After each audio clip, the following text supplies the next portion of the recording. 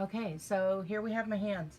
And I know it doesn't sound, really exotic, but um, it's part of traveling and finding your suitcase on the conveyor belts as they come off of the airplane. And while I have done my best to buy luggage and choose luggage that's easily recognizable. Purple is my color, if you hadn't guessed already. I'm loyal to my brand coloring. So I've got purple luggage, which makes it a little easier to find when it's on the ramps. But sometimes you need a little something that can help you spot your luggage when it comes up onto the belts. So we're going to look at creating a luggage tag this morning. For me, I'm always going to go with purple, but you can use any felted wool. You can even use craft wool, although I would prefer, for me, it's all about felt wool because it's sturdier, it's easier to needle felt with, and it's easily accessible. You can even find felted wool sheets at the hobby stores that look like this, that are really thick. These would be really good for using for luggage tags because they're not going to go anywhere. My worry with craft felt is that it would rip. So use felted wool. Use an old blanket that's got holes in it, an old wool blanket, and cut tags out of it. Use some felted wool fabric to create your own custom tag. Now, you've got the traditional tag size, where she's got a tiny little piece where it's connected, and then we can decorate this. And there's nothing wrong with that.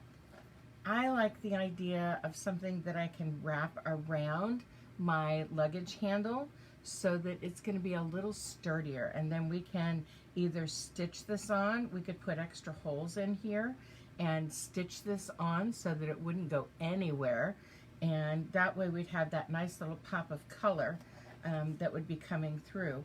Now, figure out whether you want to do tag style, whether you want to do like I'm going to do and take some of this beautiful hand-dyed felted wool fabric and create a luggage tag out of that. Figure out what size, what shape you want to use, and then cut it into the shape that you want. And then I have no idea what these are called, but they are a special plier that can easily poke small holes in fabric. And I got them because I was going to be working with my wool a lot more, and I was also going to be looking at working with leather a little bit as well. And I'm just doing a double pop there and then another double pop here because I want to have holes to stitch this to my luggage. Now, I'm not measuring out, but you certainly could. But you can see, maybe you can see, oh, yes, you can, a little bit. You see that we've got the holes right there.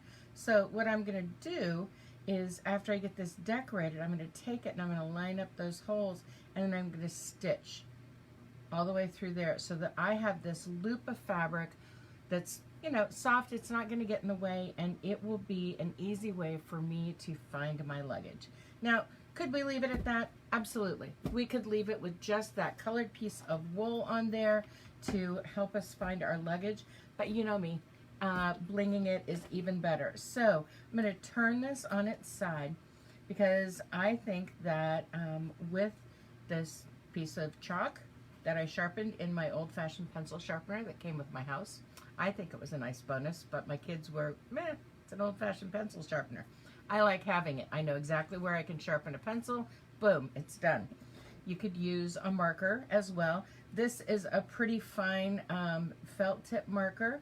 The only issue with using markers, particularly felt tips, is that they can pull up some of the fuzz that you'll get from fabric sometimes. But I'm going to show you a couple of different ways. And I just want to take and you see that you have to work with this just a little bit to get that marker to take place and to take its position on there.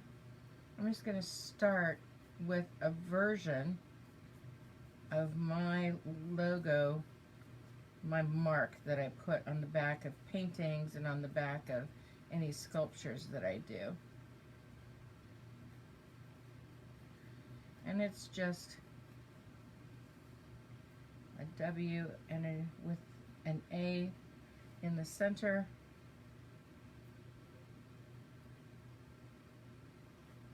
And see, don't know how easily you can see that, but we've got my mark right there. And that's what I'll start with. And then I'm all about the hearts, so I'm going to put a little free-form heart here.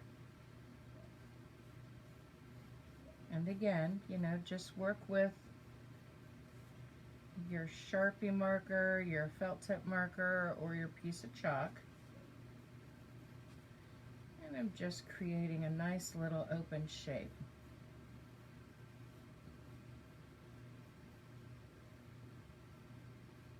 And so now I know how I want to decorate this, and now it's all about the decorating.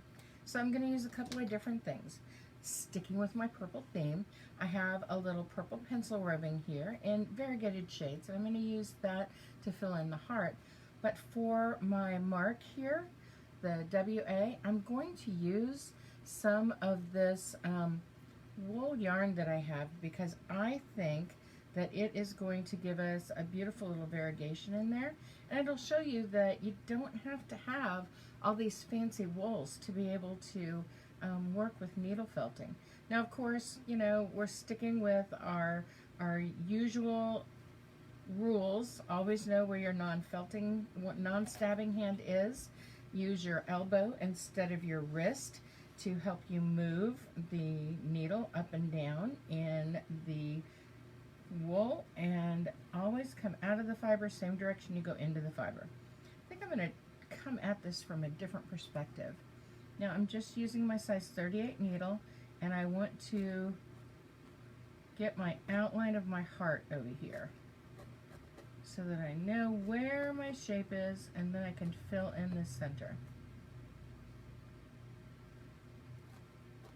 Now the lovely thing about using felt fabric is that when you cut it, you don't have to worry about it unraveling, because that wool has been felted, and so the stitching and the weave of the wool fabric is not going to come loose.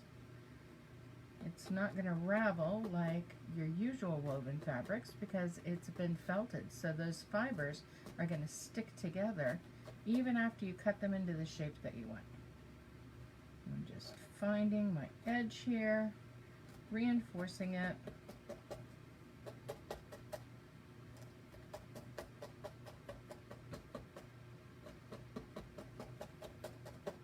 And we can fill our heart in as heavy or as light as we want. What I'm doing is I'm going to give it a nice background of this purple wool, and then I think I'm going to take some of that yarn and I'm going to add just a little touch of whimsy. And it's just about, you know, going over the entire area. I like the idea of not having the lines, the edging, be very precise. I think that gives it more of that watercolor artistic kind of look. Now I could fill this in a little bit more, but I kind of like this wispy look. You can see it took very little to do that. And so now I think what I'm going to do is just cut off a little bit of this yarn, and I just want to get some squigglies in here. And for this, you've got to be a little more deliberate with your stabs, because you want to make sure that you're getting into the yarn really well.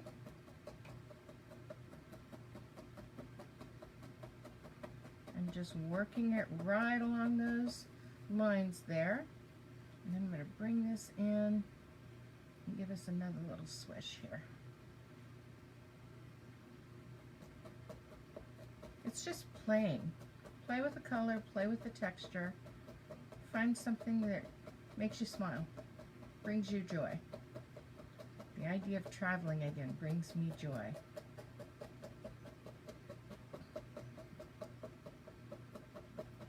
I grew up traveling, and it's something that I've started to do again, and I don't want to give it up. So I am very hopeful that our not too distant future will have travel on the agenda again, because I miss exploring new places. Okay, so we've got, you know, our little zhush. We know it's gone through because we have our fiber in the back there. Now let's work on this WA, this logo here. And so for this, I'm just going to start at one end. Now for this, we do need to follow the lines. But that makes it very easy to do when we're using yarn, because we can keep that line where it needs to be.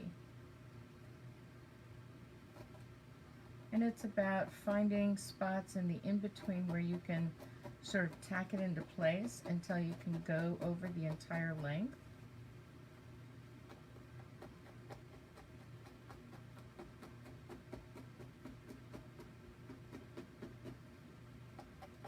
You want to make sure that anytime you've got a corner, that you reinforce that corner really well, and that you sort of hold it in place so that you can get the other part of the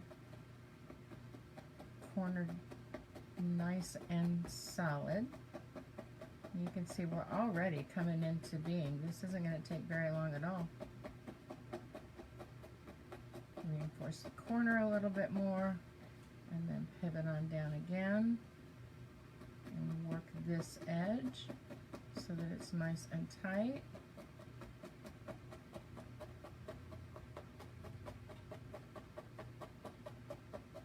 And if you find that the yarn is getting a little too tightly wound, you can always unravel it, unwind it a little bit to get a thicker line. You see we've got a little thinner line right here. And I could, even now, I could lift that up and I could loosen that up by untwisting the yarn just a little bit, and it would give us a thicker line. I'm just going with it for right now. And then let's reinforce this corner as we come up again.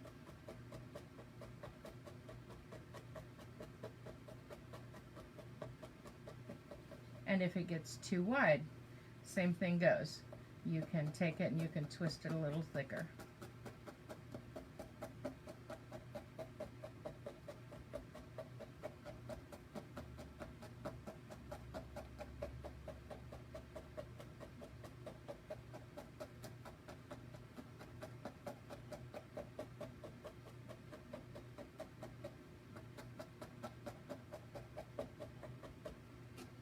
Okay, and now I can trim this off. And now we're ready to get my A in here. And we've got a little curve right here at the beginning of our crossbar. I want to make sure we get in here.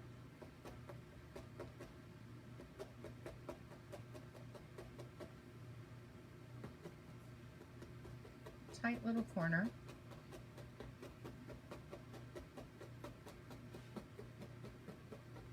And where we cross the other yarn, we want to make sure that we're working that really firmly with our needle.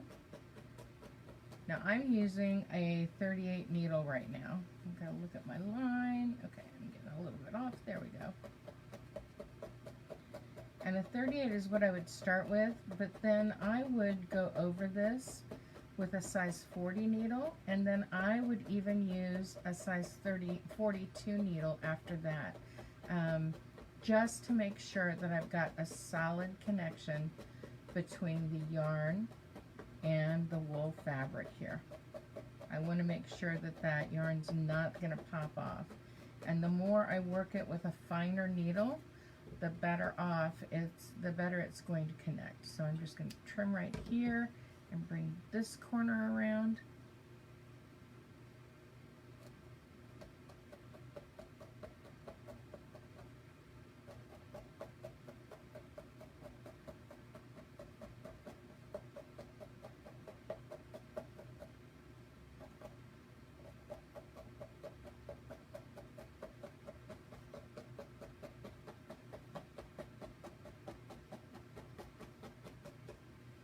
And there we have it.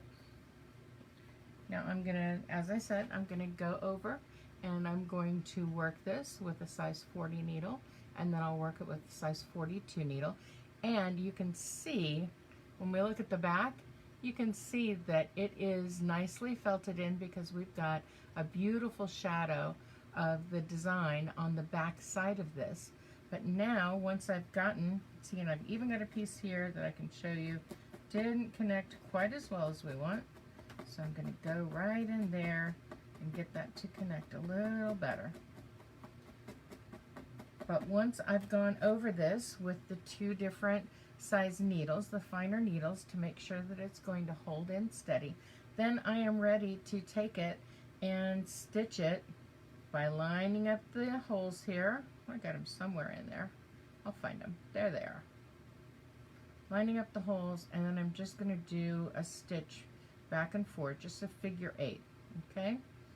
And that will connect this onto the handle of my suitcase, and it'll be this pop of color that I'll be able to see even from across the room that, yep, my bag is here. So have fun with this. Try this yourself, and let's start dreaming about traveling again, because I know that most of us are itching to get out there again. So be safe, be well, have a great weekend, and I will see you back here on Monday. Bye, everyone.